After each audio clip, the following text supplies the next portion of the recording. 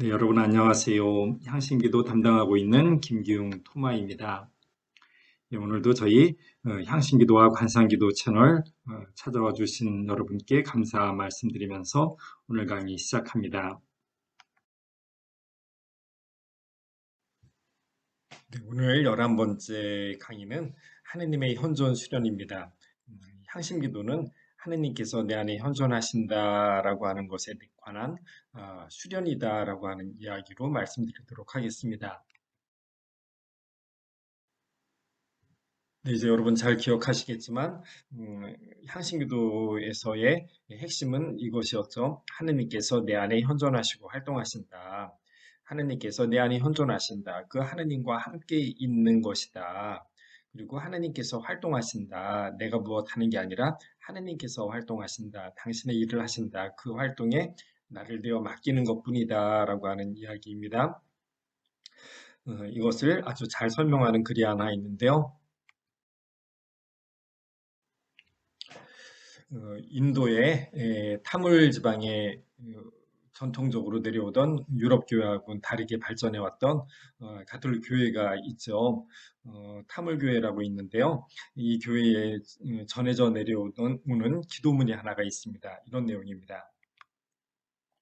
오, 내 안에 계신 당신, 내 존재의 저 밑바닥에서 나로 하여금 파고들 수 있게 하소서. 내 존재의 저 맨 밑바닥을 기도문입니다. 어, 하나님을 부르면서 내 존재의 저 가장 근원으로 내려갈 수 있게 해주십시오. 그 존재의 근원에는 당연히 하나님이 계시겠죠. 오, 내 안에 계신 당신, 내 존재의 저 밑바닥에서 나로 하여금 온갖 주의를 다 기울이게 하소서. 당신 현존하심에 내 존재의 저 가장 근원에 가서 거기에서 하느님의 현존, 하느님께서 나와 함께 계심, 거기에 함께 머물게 해달라라고 하는 그런 기도 내용입니다.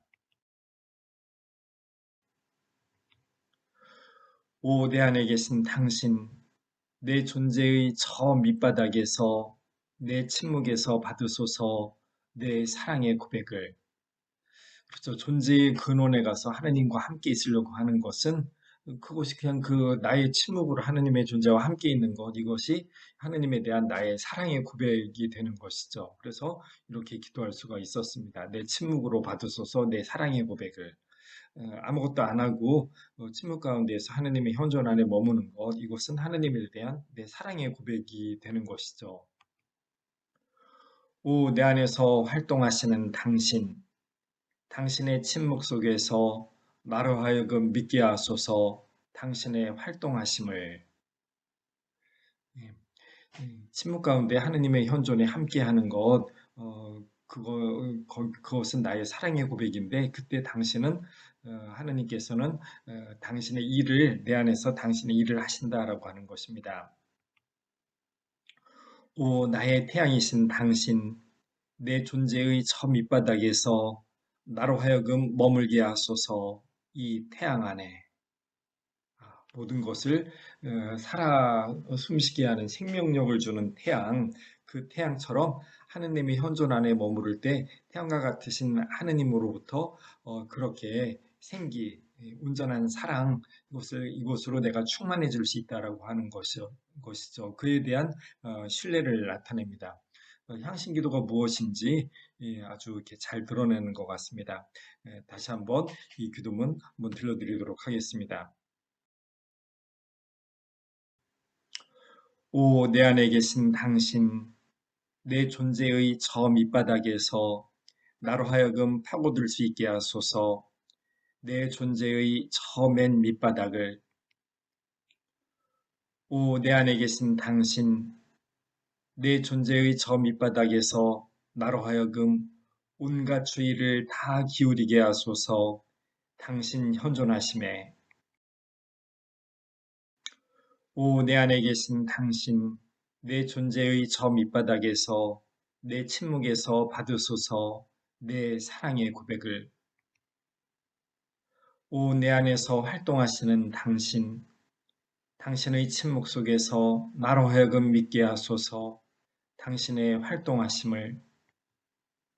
오 나의 태양이신 당신, 내 존재의 저 밑바닥에서 나로 하여금 머물게 하소서. 이 태양 안에. 네, 이렇게 하느님께서는 내 안에 현존하시고 그 하느님의 현존에 함께 머무는 것, 우리 존재의 저 가장 근원에서 하느님과 함께 머물러 있으려고 하는 것이 바로 이 향심기도이다라고 하는 것이었는데요.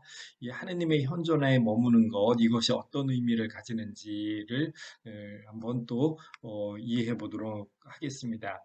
우리가 잘 아는 마틴 루터 킹 주니어입니다. 마틴 루터 킹 주니어.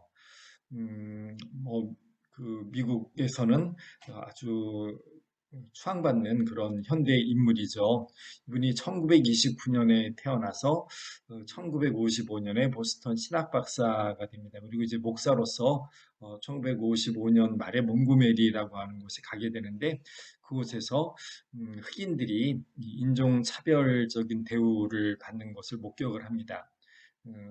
버스에 탔을 때 흑인석과 백인석이 구분되어 있죠. 그래서 흑인석에 앉을 수도 없는, 비어 있어도 앉을 수 없는 그런 상황이었습니다. 그때 그 백인의 자리에 앉았던 한 여인, 흑인 여인, 그가 아주 음, 안 좋은 대우를 받는 모습을 보면서 흑인들이 이제 들고 일어나게 되죠. 그때 이 몽고메리에서 흑인들의 백인들에 대한 저항, 인종차별 대우 철폐 운동을 이끌었던 사람이 바로 이 마틴 루터 킹 주니어였습니다.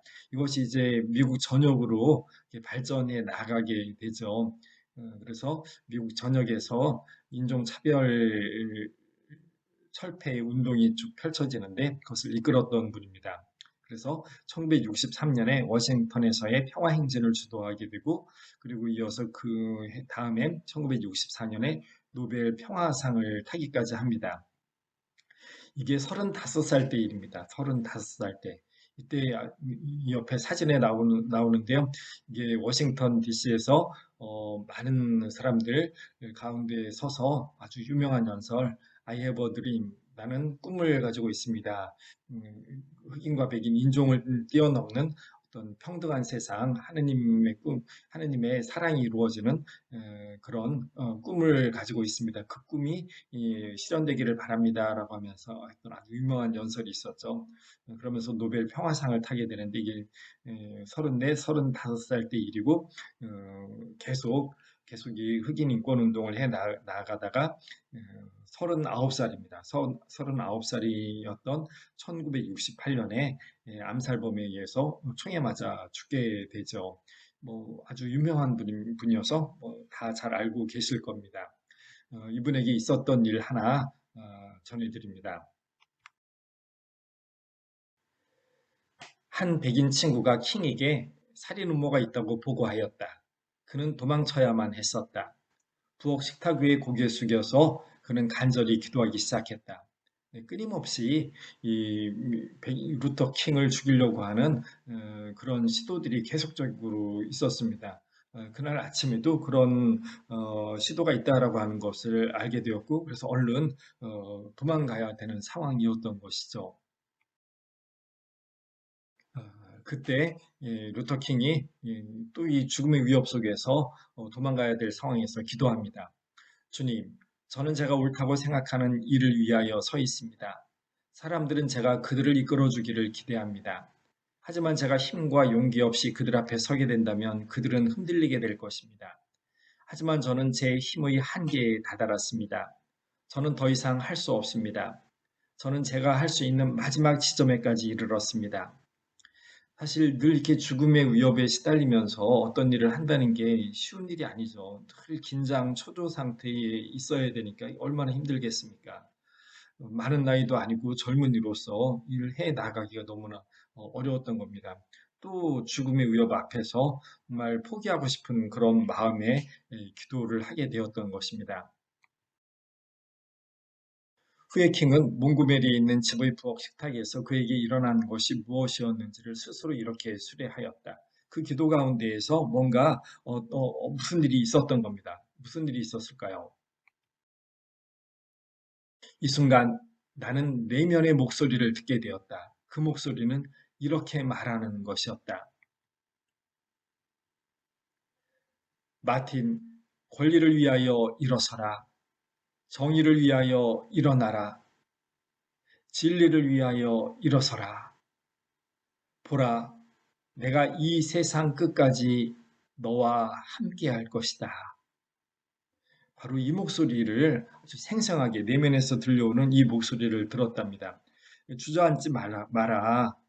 이 사람들을 위해서 네가 일어서라. 이들의 흑인들의 권리를 위해서, 정의를 위해서, 진리를 위해서 일어서라. 그리고 중요하게 그가 수십 번도 더 강론하는 주제였을 이 부활하신 승천하시는 예수님께서 마지막으로 사람들에게 하셨던 말씀, 내가 이 세상 끝까지 너와 함께 할 것이다 라고 하는 저 이야기, 예수님의 저 목소리가 아주 생생하게 자기 자신에게 들려오더라라고 하는 것이었습니다. 나는 계속하여 투쟁할 수 있도록 나를 일으켜 세우시는 예수님의 목소리를 들었던 것이다. 그리고 잠시 후 내 입에서 저절로 흑인 영가가 우러나왔다. 그 예수님의 목소리에 대한 자기 자신의 내면의 응답이었던 것이죠. 그분은 나에게 약속하셨네. 나를 결코 떠나지 않고 나를 홀로 내버려 두지 않으리라고. 그 내면에서 들려오신 예수님의 목소리, 일어나라. 음, 당당하게 나서서 하던 일을 계속해라. 내가 세상 끝날까지 너와 함께 하겠다라고 하는 예수님의 목소리를 들었고, 그거에 대한 응답으로 자기 자신이 맞다. 그분은 나에게 약속하셨다. 나랑 언제나 함께 하겠다고. 나를 떠나지 않고 나를 홀로 내버려 두지 않겠다고. 맞아라고 이렇게 그분의 예수님의 목소리에 응답을 했던 것이 맞아. 그분은 언제나 나와 함께 계신 분이야라고 하는 것을 뭐 머리로나 어떤 이런 이해가 아니라 내 존재 자체로 거기에 동감을 했다라고 하는 것이죠. 그러면서 자기도 맞아 그분이 나를 결코 떠나지도 않고 나를 홀로 내버려주지 않겠다고 하셨지라고 하는 노래가 저절로 이렇게 흘러 나왔던 것이죠. 예수님은 언제나 나와 함께 계시는 분이시다라고 하는 것에 대한 근본적인 동의, 동감 이것이 이제 이루어졌던 것이죠. 킹은 나중에 수리하기를 이 한순간에 그는 예전에 체험해 보지 못한 하느님의 현존을 경험하였다고 했다. 그렇죠. 예수님, 하느님이 지금 정말로 나와 함께 계시구나. 세상 끝날까지 언제나 나와 함께 계시는 분이시구나라고 하는 이 하느님의 현존을 아주 강하게 체험했다라고 하는 겁니다. 그러자 너무나도 갑자기 두려움이 나에게서 사라졌다. 죽음의 위협까지도 사라지게 되었던 겁니다. 지금 이제 도망쳐야 될 순간인데 더 이상 도망치지 않게 되었던 것이죠. 나의 모든 불확실성은 사라졌다. 나는 모든 것을 직시할 수 있게 준비되었다.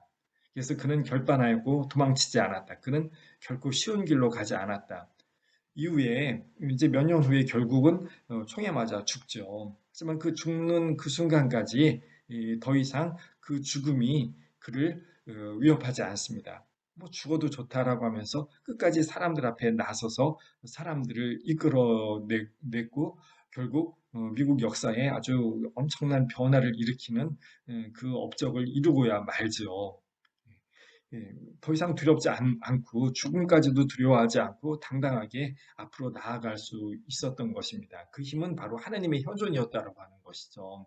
내가 세상 끝날까지 너와 함께 하겠다라고 하는 이 하나님의 현존에서 모든 두려움은 사라지고 죽음을 뛰어넘는 당당하게 하나님의 일을 할 수 있는 그 힘을 이 하나님의 현존에서 얻을 수 있었다라고 하는 것입니다. 이것을 마틴 루터 킹 주니어가 아주 강하게 체험하면서 우리에게 그 체험을 우리에게 보여줍니다.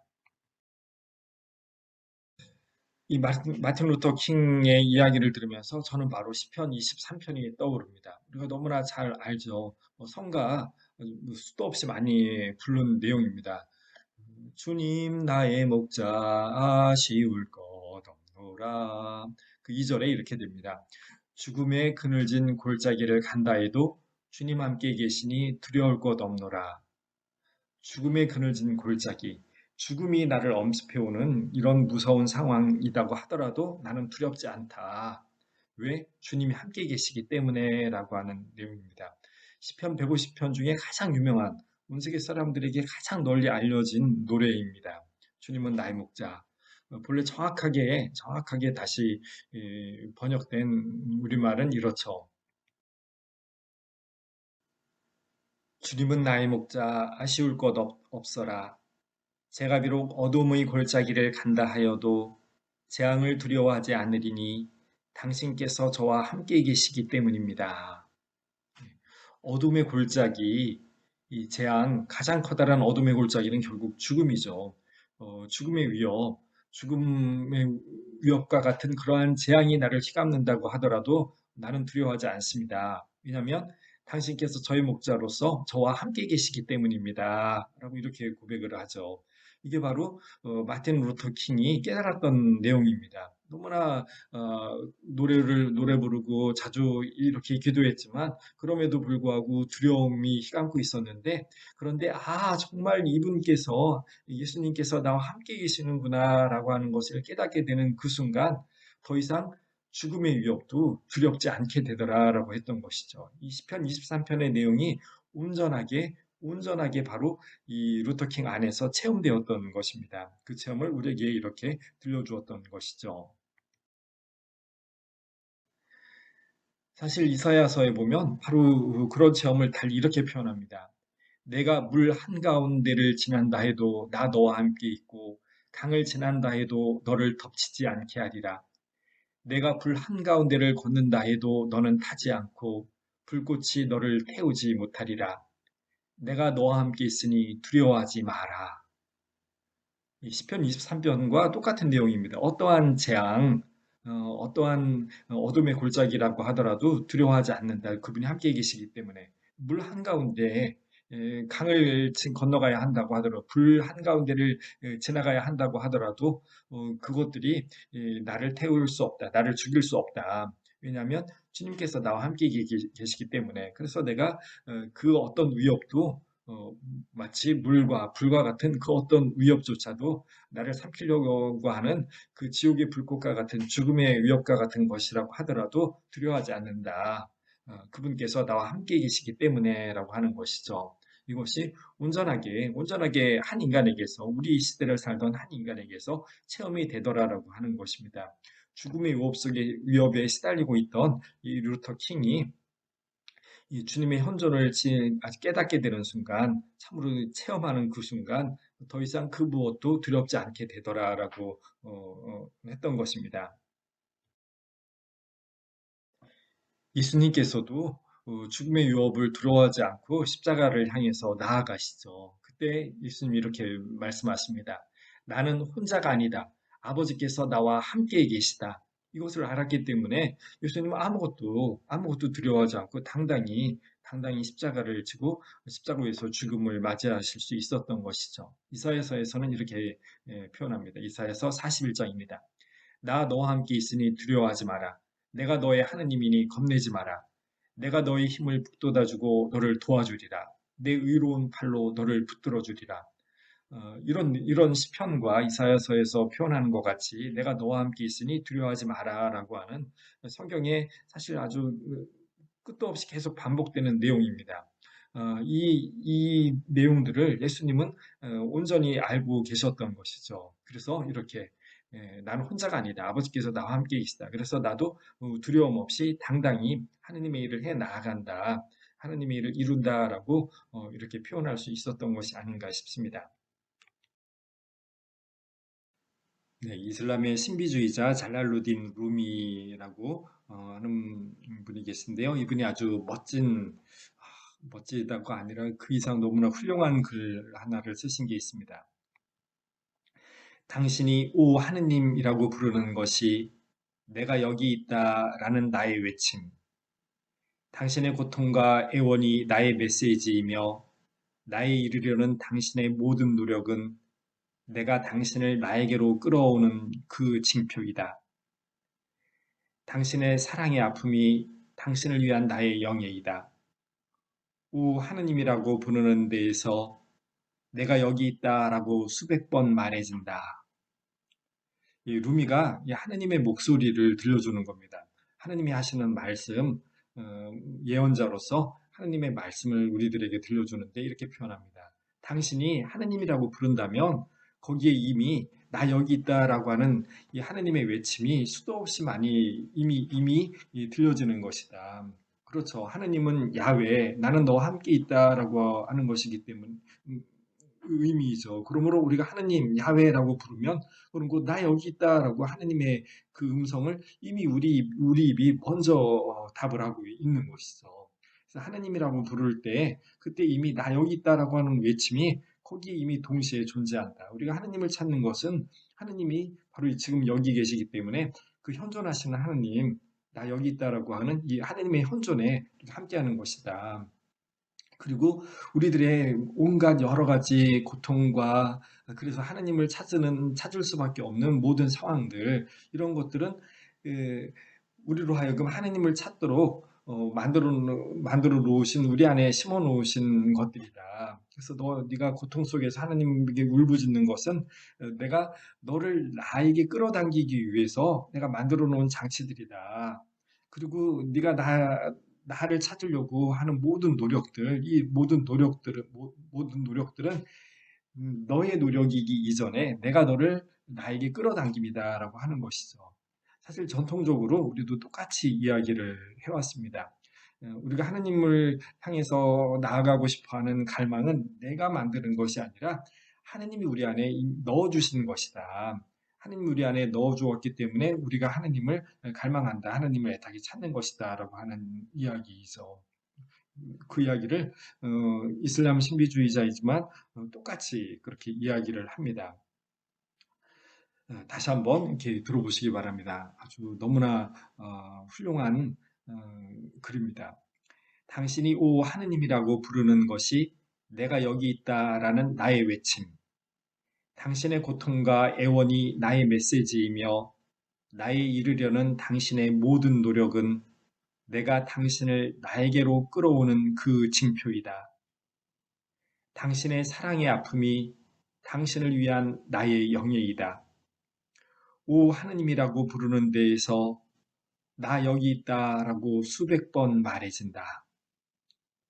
하느님의 현존, 이 하느님의 현존에 함께한다는 것, 여기에 하느님이 우리를 계속 끊임없이 끌어당긴다. 우리가 하느님을 부른다, 하느님의 현존에 함께하고 싶다라고 한다면 하느님께서 우리 마음 안에 우리로 하여금 당신을 찾게 그렇게 만들어 놓았기 때문이다. 그 하느님의 현존에 우리가 같이 함께하는 이 기도, 여기에 진력해야 되겠다라고 하는 것을 깨닫게 해주는 글입니다. 우리가 잘 아는 까를로 까레토의 책 중에 사막의 편지라는 책이 있는데요. 여기 이런 글이 있습니다. 우리가 사막을 이야기할 때에 그것은 반드시 사하라나 유다의 사막, 나일의 계곡에 가는 것이라고 생각해서는 안 된다. 일상생활에서 이탈할 수 없는 우리에게는 그러한 사막을 실제로 실행한다는 것은 일종의 사치인 것이다. 제가 예전 강의에서 예수님께서 이 사막에 나아가서 외딴 곳에 나아가서 산에 가서 기도하셨다라고 하는 것 이것이 어떤 의미인지를 말씀을 드렸습니다. 그래서 우리도 진정으로 하나님을 찾는다면 그런 사막에 나아가야 되는데 그런 사막이 반드시 사막일 필요가 없다. 그것이 이제 역사적으로 발전을 해서 예수님은 그거를 골방이라고 하는 말로 표현을 하시고 또 수도원의 독방 이런 것들이 다 바로 사막이다라고 이렇게 표현을 했습니다. 내 삶에서 오로지 하느님과 함께 머물면서 하느님에 의해서만 살고 싶어하는 우리들의 표현, 하느님의 현존에 나 자신을 온전히 내어 맡긴다라고 하는 의미, 이런 의미가 바로 사막, 골방, 그리고 궁극적으로는 눈을 감고 기도하는 것, 그것이 바로 모든 세상을 떠나서 하느님과 홀로 있는 자리이다라고 이렇게 표현을 했죠. 이 까레또 역시 같은 이야기를 하는 겁니다. 예수님처럼 또 그 옛날 사막의 교부들처럼 우리가 꼭 사막에 가서 이 세상을 떠난다는 의미로 이 세상을 버리고 물리적으로 이 세상을 버리고 물리적인 사막 거기에 가는 것 이것만이 하느님의 현존에 함께하는 것은 아니다. 우리가 실제로 뭐 다만 몇 달만이라도 사막에 가면 좋겠지만 그럴 수는 없다. 우리 일상생활을 버리고 그렇게 시간적으로 경제적으로 그런 여유가 있는 사람이 거의 없죠. 그런데 그 사막을 찾아가지 않아도 되는 다른 방법이 있다. 그대가 만일 사막에 갈 수 없다면 그대 생활 한가운데에 사막을 만들어야 한다. 그렇다. 그대의 생활 안에 사막을 만들고 때때로 사람을 피해서 침묵과 기도 가운데 영혼을 재건하기 위해 고독을 찾도록 하라. 예. 음, 물리적으로 사막까지 안 간다고 하더라도 내가 성당에 성체조배실에 아니면 내 개인 기도방에 아니면 그것도 없다면 내 생활 중에 침묵 가운데에서 눈을 감고 기도하는 그 순간 내가 이 세상 그 어떤 것에도 관심 갖지 않고 오로지 지금 하느님만을 찾고 하느님과 함께 있고자 하는 바로 그 순간 그것이 내 생활 안에서의 사막, 내 삶 한가운데에 존재하는 사막이다. 바로 그 자리에 가서 하느님의 현존에 함께 머무를 수 있다라고 이렇게 표현을 합니다. 그래서 하루 1시간, 한 달에 하루, 1년에 8일, 필요하다면 그 이상을 그대 주변의 모든 것을 떠나서 하느님과 함께 고독으로 들어가야 한다. 만일 그대가 그런 것을 좋아하지도 않고 찾지도 않는다면 그것은 사랑이시고 전능하신 분과 맺어야 할 친교의 첫 번째 요소를 결하고 있는 것이다. 여기 까레또는 하루에 1시간이라고 표현했지만 1시간이 안 돼도 좋습니다. 어, 향신기도하는 최소한의 시간 20분이라고 표현했지만 20분이 안 돼도 좋습니다. 하루에 잠깐만이라도 눈을 감고 오로지 하느님만을 바라보는 세상 모든 것을 떠나서 나의 존재의 근원이신 하느님의 현존에 함께하고 그 하느님에게 나를 온전히 내어 맡기는 시간 이것이 바로 내가 사막에 예수님께서 산에 가셔서 외딴 곳에 가셔서 기도했던 것과 똑같은 상황이 된다. 나도 바로 외딴 곳 사막에 가서 하나님과 함께 머물러 있는 시간이 된다. 이런 시간을 가지려고 우리가 노력을 해야 될 것이다. 그리고 한 달에 하루, 1년에 8일이라도 또 그런 시간을 별도로 또 가져라. 하나님과 함께 머무는 시간을 가져라. 이게 그래서 수도원에서 한 달에 하루 월피정을 하는 이유이고 1년에 8일 연피정을 하는 것이죠. 쇼님들도 똑같습니다. 교회법적으로 시공님들도 1년에 8일 의무적으로 모든 사목활동에서 떠나서 하나님과 함께 머무는 피정을 의무적으로 가지게 하죠. 바로 이런 뜻입니다. 우리의 존재 근원이신 하나님에게 머물러 있는 시간, 세상의 일에서 다 떠나서 하나님에게 머물러 있는 시간, 바로 예수님이 그 새벽에 한밤중에 밤을 새우면서 하나님과 함께 외딴 곳에 계셨던 바로 그 모습을 우리가 다시 반복을 하는 것이죠. 그러면서 바로 하나님으로부터 내 존재 근거에 힘을 받으려고 하는 것, 하나님의 사람이 되려고 하는 것, 그것을 이루어내려고 하는 것이죠. 이것이 하나님과 맺어야 될 이 관계에 제일 우선되는 내용이다. 하루에 1시간 침묵 가운데에서 그분과 함께 고요히 머무는 그 사막의 시간을 가져야 된다. 1시간 아니더라도 좋다. 하느님과 함께 머무는 이 고독 속에 머무는 시간, 이 시간을 가져라라고 부탁을 하는 것이죠. 이것을 우리 가운데 시인 중에 한 명도 똑같이 이야기를 합니다. 이분이 한 10여 년 전에 암투병하면서 산속에서 지냈던 적이 있습니다. 홀로 산속에서 전기도 안 들어오고 수도도 없는 그래서 호롱불 켜고 아궁이에 불 떼면서 물 길어다가 먹고 그렇게 살았던 적이 있었는데요. 그때 당신의 삶, 당신의 깨달음을 하나 적어놓은 글이 있습니다. 시인 도종환의 글입니다.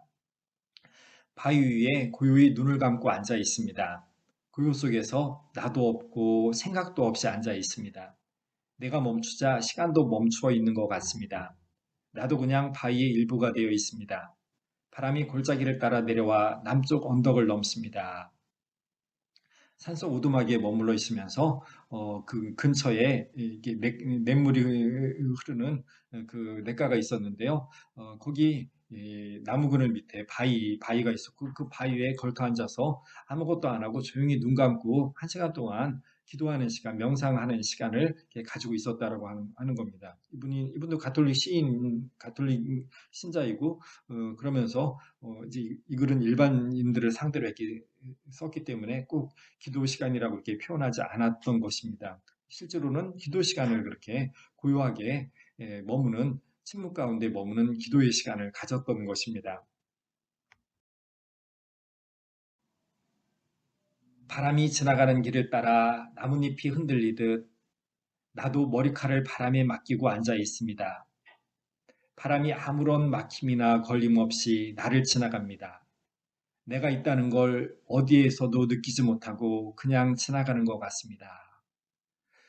그 냇가에 앉아서 바위 위에 걸터 앉아 있을 때 아, 나의 존재 자체가 있는지 없는지 아무 상관이 없는 하지만 그러면서 나는 그 이 세상과는 완전히 떨어져서 이 세상의 그 어느 거에서도 속하지 않은 존재로 하느님의 현존에 머물러 있는 시간을 가지는 것이다라고 이렇게 표현을 하는 것이죠. 그 모습을 그 시간을 이렇게 표현합니다. 나는 빈 밭처럼 있습니다. 이제 아무것도 안 하고 고요히 한 시간 동안 이 눈을 감고 앉아서 기도하는 시간, 이 시간이 마치 나를 빈 밭으로 두는 시간과 같다라고 이렇게 표현한 겁니다. 나는 빈 밭처럼 있습니다. 갈지도 않고 일구지도 않고 씨를 뿌리거나 농사를 짓지도 않습니다. 몇 해에 한 번씩은 밭을 그냥 그대로 놓아두어야 할 때가 있는 것처럼 나도 나를 그렇게 그냥 빈 밭처럼 놓아두고 있습니다. 이 흙의 몸속에서 계속 무언가를 수확하지 않으면 안 된다는 강박에서도 밭을 풀어주고 잠시도 멈추지 말고 거두어들이고 거둔 것을 나누지 않으면 안 된다는 의무감에서도 나를 놓아줍니다.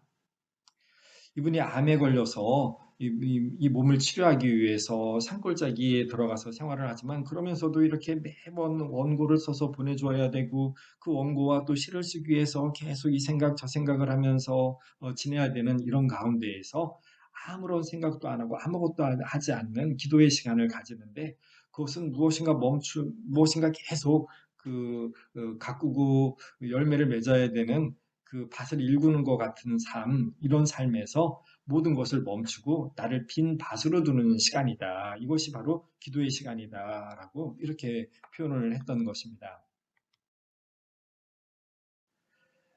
마음이 평화로워지고 깨끗하고 아름다워지게 하기 위해 하루에 한 시간씩만 투자할 수 있다면 때 묻은 영혼의 껍질을 한꺼풀씩 벗길 수 있을 겁니다.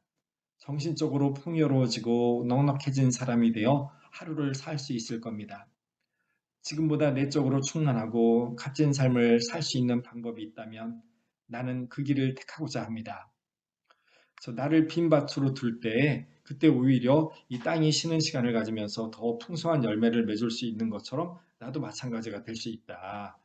그렇게 내 영혼이 충만해지도록 하기 위해서 내 영혼을 하나님의 현존 안에 침묵 중에 그대로 두는 시간을 가진다라고 이렇게 표현을 했던 겁니다.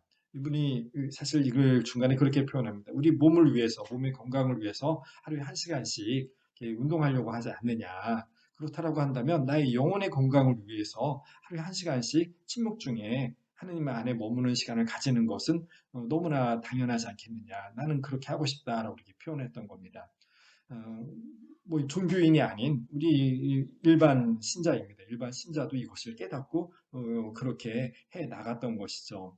우리가 침묵 가운데서 기도한다라고 하는 것, 이것이 하느님의 현존 안에 머문다라고 하는 것이 어떤 것인지 이분도 우리에게 잘 알아듣게 이렇게 표현을 합니다.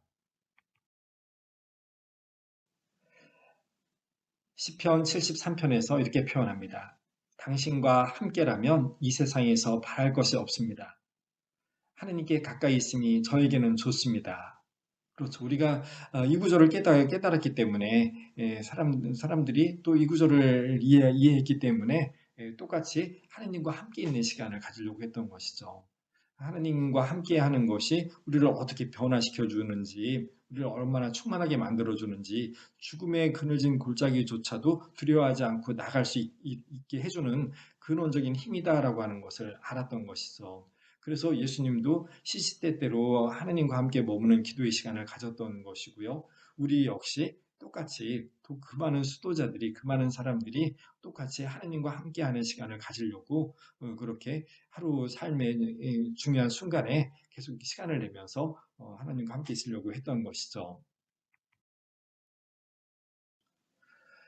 제가 잘 아는 어떤 수녀님이 경험했던 이야기입니다. 책 만드는 일 하시는데요. 어, 이 수녀님이 이제 본당에 다니면서 어느 날 주일날 가서 이렇게 책 선전하고 책 좀 판매할 수 있게 해주십시오라고 이렇게 신님께 부탁을 드리죠. 그때 있었던 일입니다. 할머니와 성경. 의정부 어느 분당에 도서 홍보를 부탁드리러 갔습니다. 아직 미사가 끝나지 않은 터라 시부님을 기다리고 있는데 할머니 한 분이 보란듯이 명찰을 목에 걸고 다가오시며 말을 걸어왔습니다. 할머니는 허리를 깊이 숙여 인사하시면서 수녀님 왜 오셨어요? 하고 물으셨습니다. 본당 시부님을 뵈러 왔다고 말씀을 드리자 묻지도 않았는데 당신의 하루 일정을 줄줄이 알려주셨습니다. 나는 오늘 새벽 미사 드리고 집에 갔다가 또 오는 길이에요. 십자가 얘기를 하고 노인대학 갔다가 밥도 얻어먹고 가려고요. 그러더니 할머니는 다시 눈을 동그랗게 뜨시고는 그런데 신부님을 왜 만나시려고요? 라고 물어보셨습니다. 저는 책을 만드는 출판사에서 일하고 있어요 하고 알려드렸죠. 그러니까 이제 그 얘기를 듣고 출판사에서 오셨으니까 이렇게 이제 이런저런 사연으로 시부님에게 이렇게 책 판매에 부탁을 하러 왔나 보다라고 하는 이야기를 이제 알아챘던 것이죠. 그러자 할머니는 고개를 끄덕이시더니 교도소에 책 증정하고 그러던데 지금 해도 되지요 하시더니 주머니에서 꼬깃꼬깃 접힌 돈을 꺼내 손에 쥐어주셨습니다.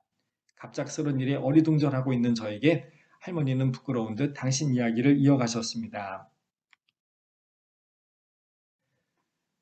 나는 사실 글을 하나도 안 배웠어요. 남들 글 읽을 때 나는 같은 글자만 찾아요. 글 읽을 줄 모르니까 내가 아는 글하고 같이 생긴 글 아니면 이 글자하고 이 글자하고 모양이 같구나라고 하는 것만 보신다는 것이죠. 애는 쓰는데 잘 안 돼요. 하지만 우리 아들이 성경책을 읽지 못해도 들고만 다녀도 된다고 말해 주었어요. 그래서 난 이렇게 성경을 들고만 다녀도 너무나 기뻐요. 글은 못 읽지만 들고 만지고 보고만 있어도 너무나 기뻐요. 할머니 얼굴엔 기쁨이 가득 찼습니다. 문득 하느님은 어린이와 같은 할머니의 이 마음에 얼마나 기쁠까 하는 생각에 제 마음까지 환해졌습니다. 여러분은 어떻게 생각하세요? 이 할머니가 글도 읽을 수 없는데 성경책을 옆에다가 들고 다닌다. 어디를 가든지 성경책을 들고 다니려고 한다. 성경책을 읽지는 못하지만 성경을 들고 다니는 것만으로도 기쁘고 행복하다. 읽지도 못하는데 성경책을 들고 다니는 것, 이게 의미가 있을까요? 근데 이 할머니에게는 그 작용을 하잖아요. 성경을 읽지 않아도, 눈으로 읽지 않아도 그 성경 들고 다니는 성경의 글자가 내 머릿속으로 블루투스 무선 전송이 되는 건가요? 그런 건 아니지만 이 할머니는 이 성경책을 들고 다닌다라고 하는 것을 통해서 당신의 마음이 계속적으로 표현이 되는 것이죠. 나는 이 성경책을 통해서 늘 하느님과 함께 있다라고 하는 이 마음, 하느님의 말씀을 언제나 듣고 싶고 하느님의 말씀대로 살고 싶다라고 하는 이 마음이 언제나 이 할머니와 함께 있는 것이죠. 바로 이 할머니의 이 지향, 이 하느님의 현존에 늘 함께 하고 싶다라고 하는 이 할머니의 이 마음, 이 지향이 할머니로 하여금 그래서 행복하게 하느님의 현존에 기쁘게 기쁨의 삶을 살기 이렇게 도와주었던 것이죠. 이 할머니가 우리에게 바로 이 하느님의 현존에 함께하고자 하는 이 마음, 그것에 관한 표현, 이것이 실질적으로 한인간을 바꿀 수 있다라고 하는 것이죠. 다른 때에는 사람들이 이 도서홍보원 수녀님의 여러 이야기를 듣고 그러고서 이제 책을 사거나 뭐 교도소에 이렇게 기증하기도 합니다. 몇 권이나 할까요? 사실 뭐 한 분당 찾아가서 주일 내내 얘기를 해도 그렇게 많은 분들이 후원해 주지 않습니다. 그런데 이 할머니는 이 도성보를 하러 오셨다, 그 부탁을 하러 오셨다라고 하는 이야기에 지금 이 수녀님이 신하들에게 부탁을 한 것도 아니잖아요. 그럼에도 불구하고 이 할머니는 이미 이 수녀님의 그 마음, 그걸 알고 그래서 나는 책을 못 읽지만 교도소에 이 책 증정하는 거 지금이라도 당장 증정할게요라고 이렇게 표현을 합니다. 다른 분들은 수녀님의 간청을 듣고도 외면하는 분들이 많은데 이분은 수녀님의 간청이 있지도 않은데 간청이 있기도 전에 이 수아님의 바람을 채워주시려고 하는 것이죠. 즉, 사랑의 모습을 온전히 이 할머니가 가지고 있죠. 이 할머니의 지향이 이 할머니로 하여금 그런 모습을 가지게 합니다. 하느님의 현존에, 성경을 통해서 하느님의 현존에 늘 함께하고 싶어하는 이 하느님의 마음, 이것이 그렇게 한 사람을 변화시키고 바꿀 수 있다라고 하는 것이죠. 우리 가운데에서 일어나는 일입니다. 뭐 위대한 마틴 루터 킹에게만 하나님의 현존이 일어나는 것이 아니다라고 하는 것이죠. 한 아주 글도 읽을 줄 모르는 이 할머니에게도 하나님의 현존이라고 하는 것은 이렇게 늘상 가능할 수 있다라고 하는 것을 우리에게 보여줍니다. 다시 시편 73편의 글 이랬었죠. 당신과 함께라면 이 세상에서 바랄 것이 없습니다. 하느님께 가까이 있음이 저에게는 좋습니다.